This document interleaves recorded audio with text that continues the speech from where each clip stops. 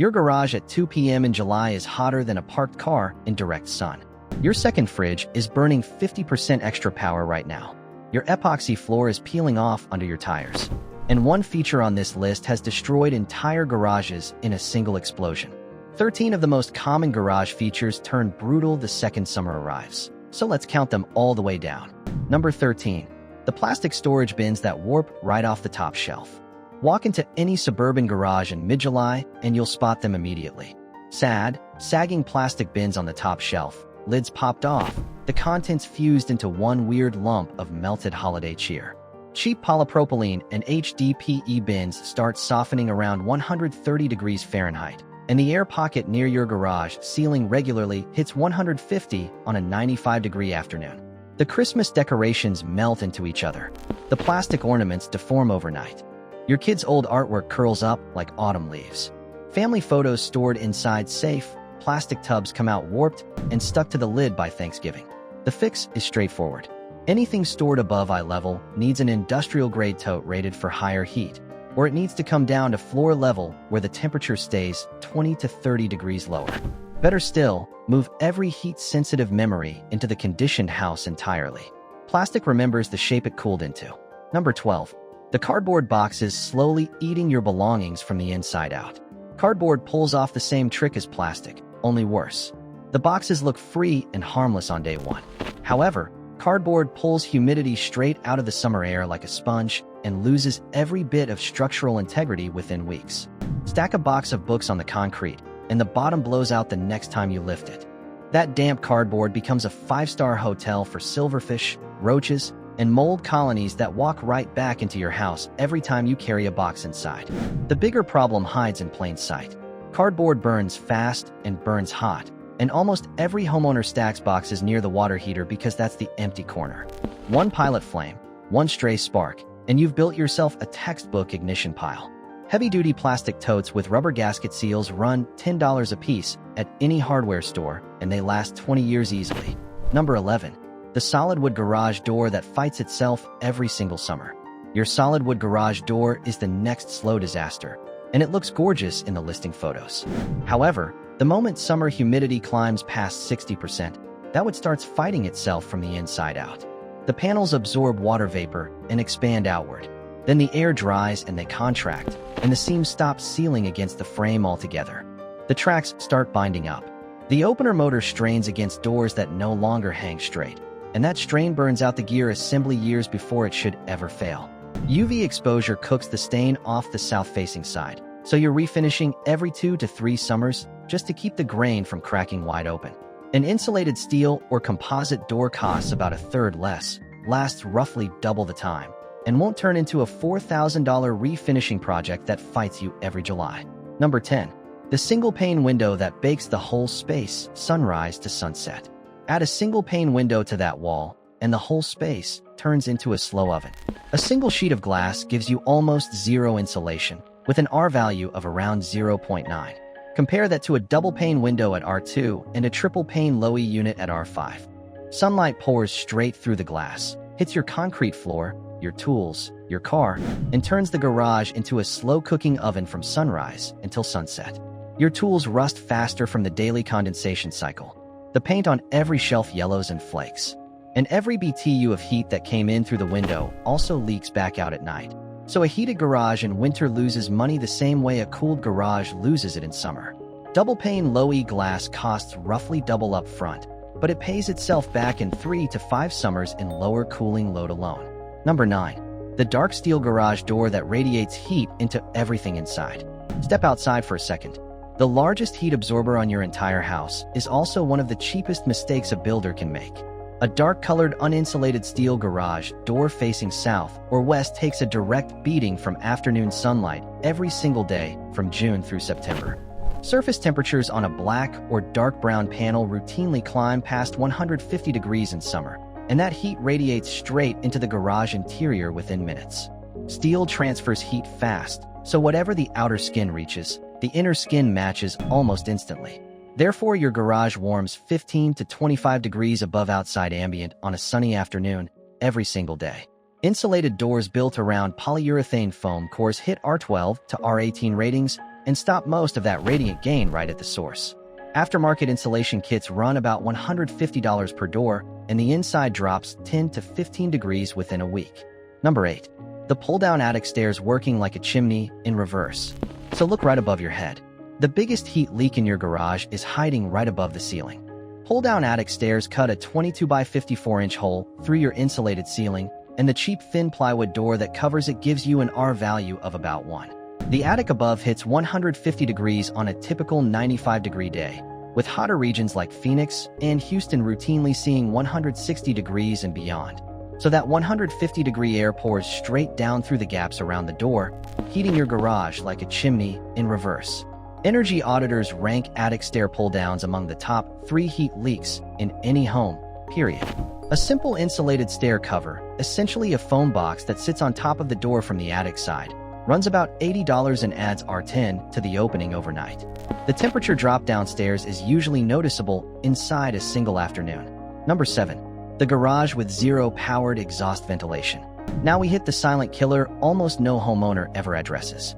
Plenty of attached garages get built with zero powered exhaust, just a couple of passive soffit vents that move almost no air on a still summer day. Heat from your concrete slab, your car engine cooling down, the water heater, and the dryer vent all stack up with nowhere to escape.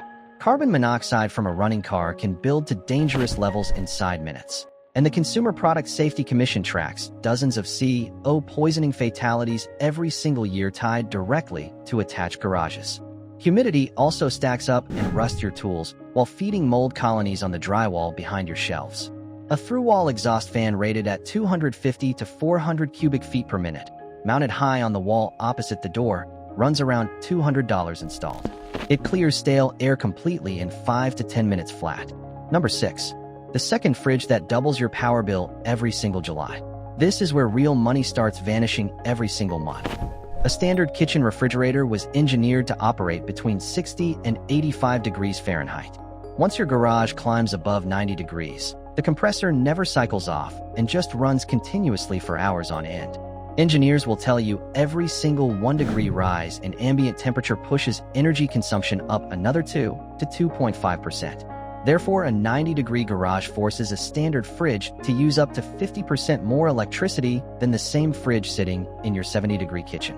GE and Frigidaire both confirm standard units fail outright above 110 degrees, and the compressor burns out inside a couple of seasons. Garage-ready models are rated from 0 to 110 degrees and have an internal heater plus reinforced compressor seals. The sticker on the front door tells you which one you bought. The rest are appliance graveyards waiting to happen. Number 5. The cheap water-based epoxy floor that peels off under your tires. And then comes the feature people regret most after one bad summer in the heat. Cheap water-based epoxy floor coatings have a brutal failure mode called hot tire pickup, and summer is precisely when it strikes. Your tires routinely hit 140 degrees during normal highway driving. When you park, that heat softens the bond between the epoxy and the concrete underneath. Modern performance tires also leach plasticizers that chemically attack low-grade coatings while sitting still. As the rubber cools, it contracts and grips the softened coating. And when you back out the next morning, the epoxy peels off in chunks and rides away on your tires. Industry data shows DIY epoxy kits from big box stores fail within 2 years for roughly 30% of users. A 2-part 100% solids polyaspartic system costs more, but it bonds chemically with the slab and survives daily hot tire contact for decades. Number 4.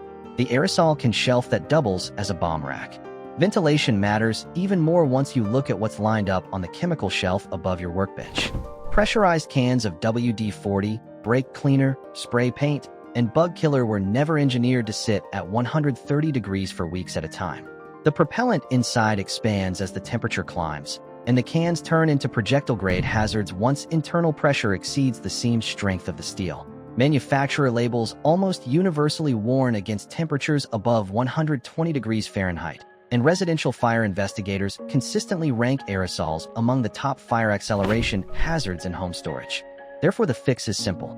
Move every aerosol can into a sealed metal cabinet placed against the coolest interior wall, far from direct sunlight and any pilot flame. And replace anything past its labeled expiration date the same day you find it. A $2 can on a hot shelf carries the destructive potential of a hand grenade. Number 3.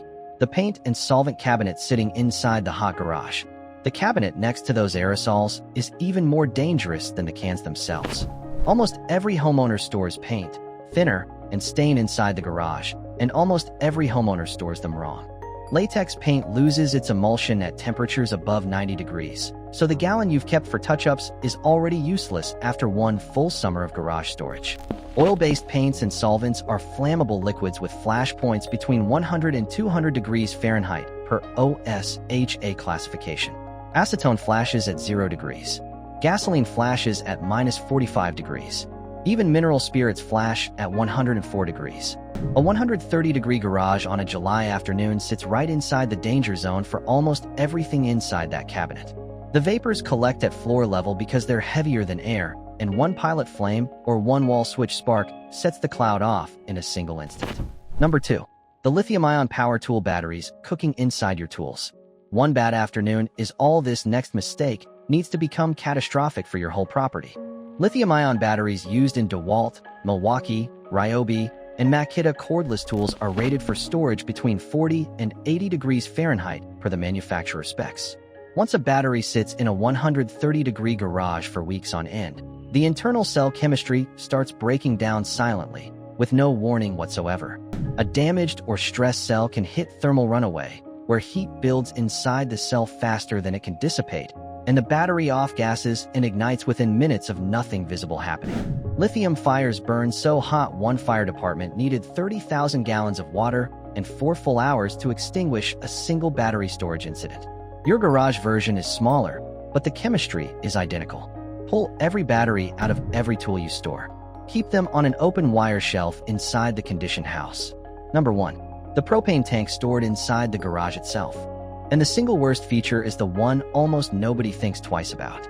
A 20-pound propane tank for the grill seems harmless tucked behind the lawn mower or the shop vac. However, propane fire codes from the National Fire Protection Association explicitly prohibit storing propane cylinders inside any attached structure, ever. The reason is brutal physics. Propane is heavier than air, so any leak, even a slow weep from a faulty valve, pools at floor level and spreads invisibly across the garage like a silent flood. The pilot light on your water heater, the spark from your refrigerator compressor cycling on, or the static from your car door slamming shut can ignite that cloud in a single instant. A BLEVE event from an improperly stored 20-pound tank can produce a fireball capable of destroying an entire attached garage and shattering windows 3 houses down the street. Propane belongs outside the structure entirely, and there's no exception worth making. Walking through your garage today, every one of these features looks fine until July rolls around. The fridge keeps humming until it dies in August. The epoxy floor stays glossy until the first 95-degree week peels it off. The propane tank sits quietly right up until the day it goes off. Fixing each one costs less than the damage it causes, and most pay you back inside a single summer in lower power bills, longer tool life, and dramatically lower fire risk.